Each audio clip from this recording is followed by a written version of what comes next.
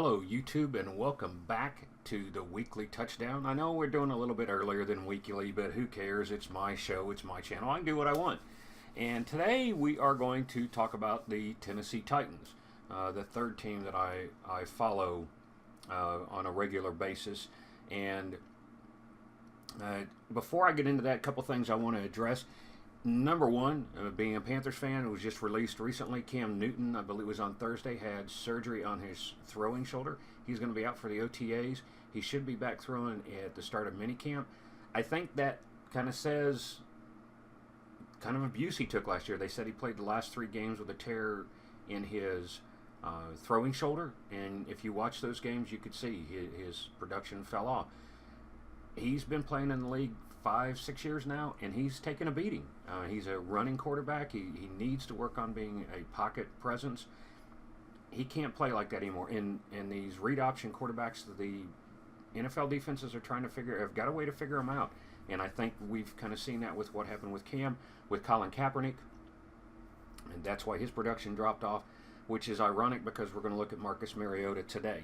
Another rumor that's been flying around about the Carolina Panthers is Jerry Richardson is going to sell the team, and the Panthers organization emphatically denies that rumor. So it'll be interesting to see how that kind of plays out.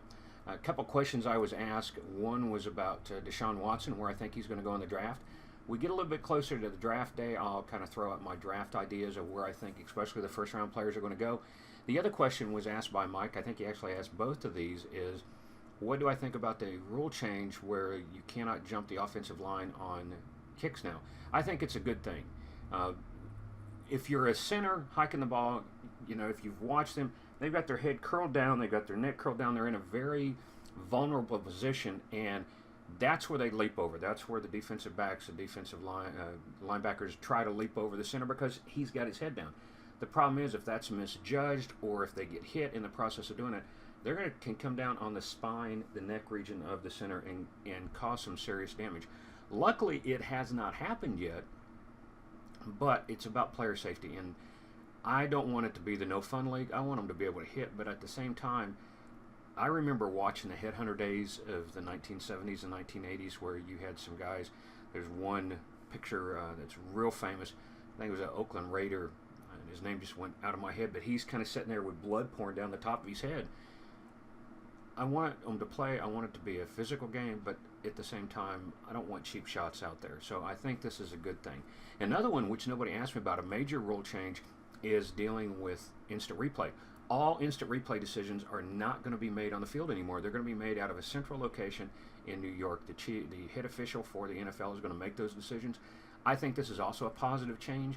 I think it will kind of speed the game up a little bit. There is a concern that if you've got 7 games going on at once, and if you get 7 instant replays at the same time, it can slow them down.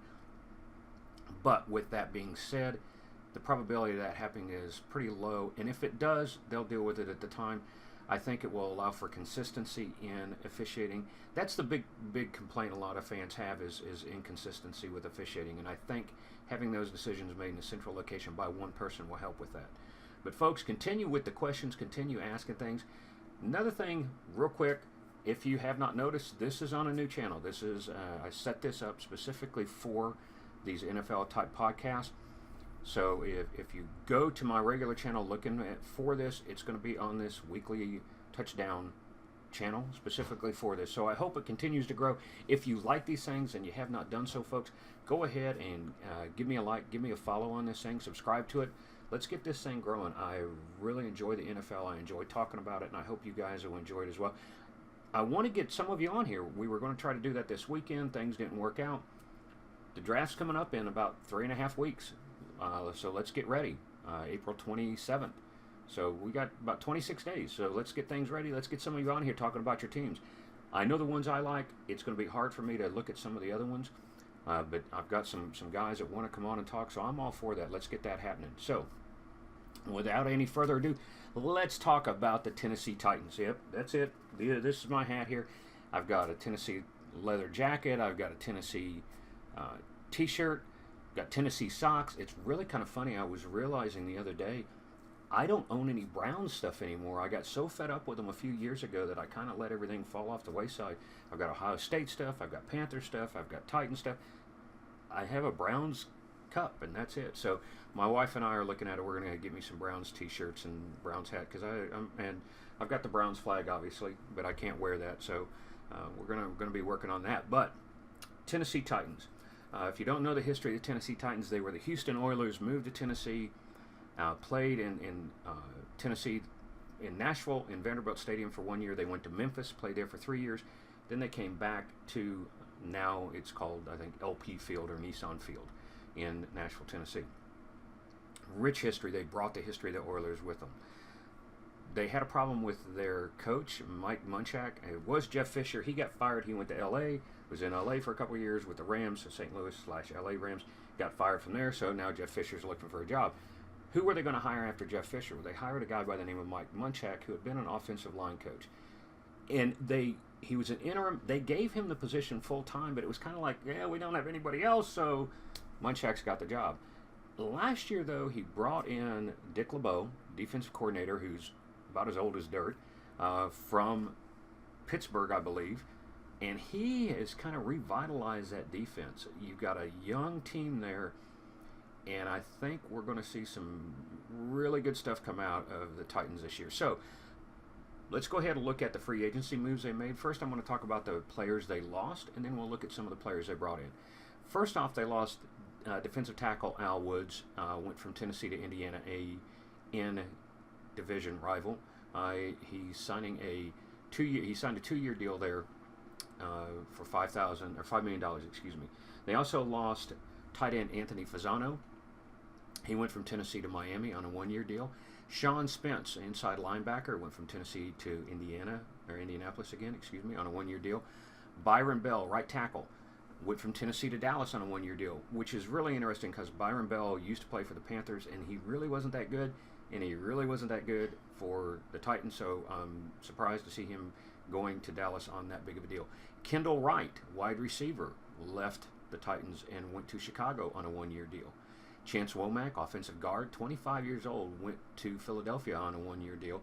And Brian Schwenke at the center went on a 1-year deal to Indianapolis. So they lost 3 of their 5 starting offensive linemen over the free agency period. So that's going to be interesting.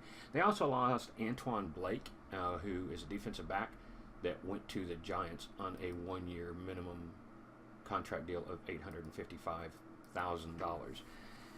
Take a look at who they brought in, though. This shows something really kind of interesting about what's happening with the Titans. They have Rashid Johnson, who's a free agent, restricted free agent.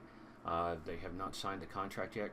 Mark Mariana, who they brought in, he's 29 years old. He's a wide receiver. They brought him in mainly as a kick and punt returner, and he has not signed his contract yet. Antonio Andrews, running back.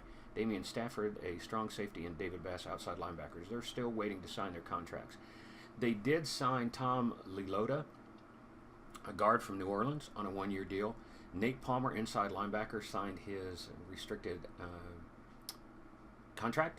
Eric Weems, wide receiver from Atlanta, 31 years old, brought him in on a 2-year deal.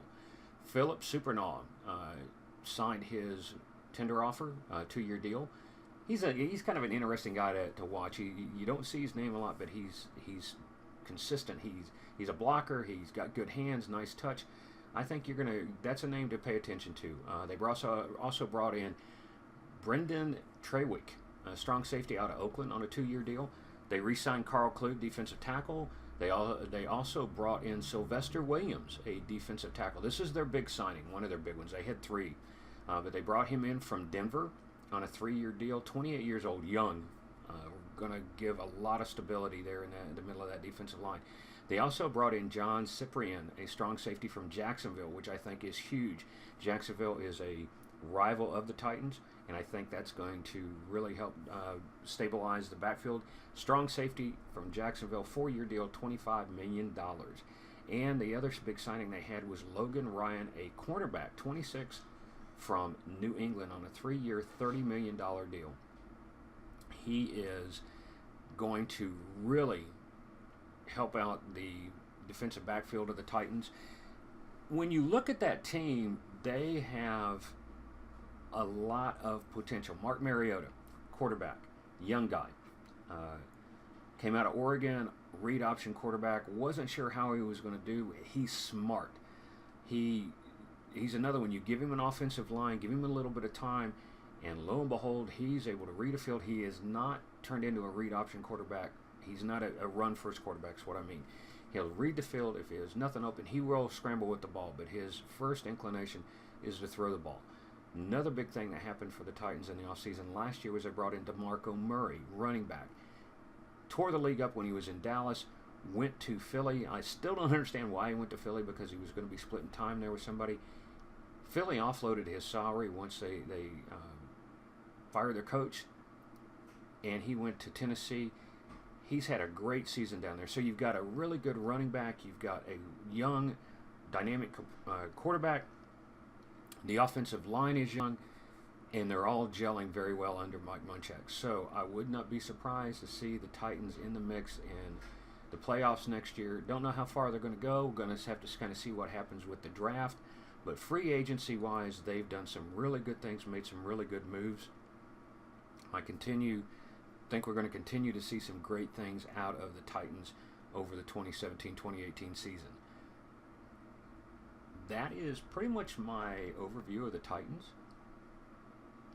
Not a lot of stuff going on except for those three major moves they made, bringing in the defensive linemen, or defensive players, and you can see that's where their focus is with free agency, shoring up that defense. I hope you like what we did here, folks. If you did, hit a like on there. If you have not subscribed to the channel, since it's new, go ahead and hit a subscribe down there for me. If you got questions, ask them. If you would like to come on and talk about your team, then let's work that out. Let's get you in here, because I don't know everything about all of them. I get some really good questions asked on Twitter. I get some asked on comments on the videos. So keep them coming, folks. I hope this channel continues to grow, and we enjoy this, and we can make it all the way through the season. But either way it goes, I hope you have a great day, and I'll talk to you later.